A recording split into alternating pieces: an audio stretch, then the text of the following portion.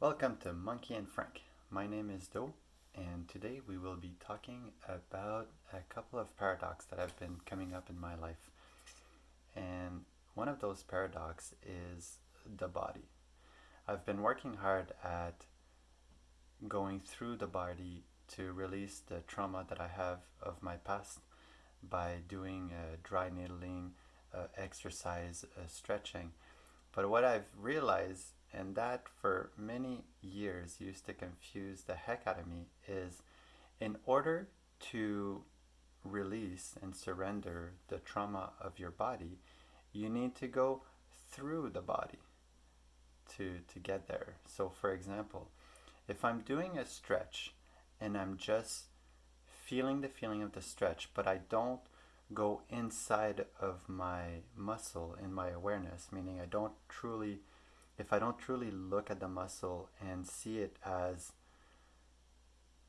and go inside of it, then the muscle doesn't release and holds on forever. The only way that you can release and let go is to go through. And it's the same paradox as uh, light and dark. If you're under the psychedelic influence, one of the ways to be able to get to the light or to enlightenment is through the dark, meaning you need to confront all of your trauma and to go through them to be able to get to the other side and surrender. And that is that applies as well to for me in my life. In order for me to become spiritual and to explore the other dimensions that exist when you're under the psychedelic, the only way that I was able to achieve that was through my own body. So, in order for me to reach the outside of my body, meaning everything, and to feel one with Source and love and God and everything, the only way that I was able to do that was through the body. I always thought that maybe I could just grab my awareness and put it outside of my body the same way as the medicine was doing. But I found out through breath work and through my practices that in order for me to get to that other side, I have to go through the body. And that to me is a very big paradox. And same with the paradox that all feelings are good, right? All feelings are good. So the big paradox there is that if I get angry about something, it's because I love that thing very fiercely and I don't want to let it go, or surrender to it or whatever. But again, the paradox of love and bad is one, right? You can't have one without the other. You can't have love without uh, darkness and hate, and you can't have light without darkness, and so on and so forth, which is really, really evident and interesting in my life. The same way as in order for me to get what I want, I need to surrender and to let go of my expectations of what do I want.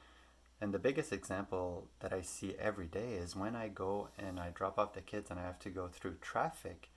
I realize that if I surrender to the idea of, fine, I'll be late, I don't care, everything is beautiful, mother is in my heart, and I breathe love, I get green lights on the way.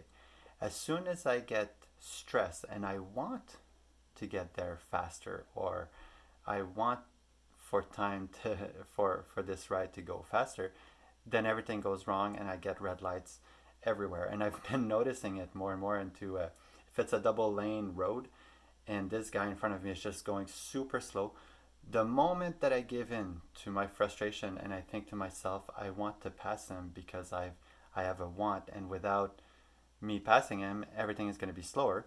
As soon as I change lane, the guy in front of me will either change lane with me or get out of the way. And I've been noticing that over and over in the last few weeks, and it's been driving me nuts because as much as I want to just surrender and be with mother and have my heart full of love, I get caught by behaviors of other humans, and it makes everything just worse, slower. And I know this, but I still get caught as if I don't believe it fully, which is that's the beauty of paradox. So the paradox that I've got all this great knowledge and all of this beautiful experience of maybe there's a God, and psychedelics are really showing me that spirituality might be true, but there's still that doubt that I feel needs to be there for me to remember to have faith and to kind of honor the greater experience, the greater. And without that fear, not that fear, but without that um, doubt, I wouldn't be able to show that I can trust and surrender to the experience, as weird as it sounds. And that, again, comes up over and over again. Do you have any experience with like extreme paradox? Do you, on your daily, see things that are just driving you nuts because the paradoxes are so strong that you can't help to notice them and to be part of them?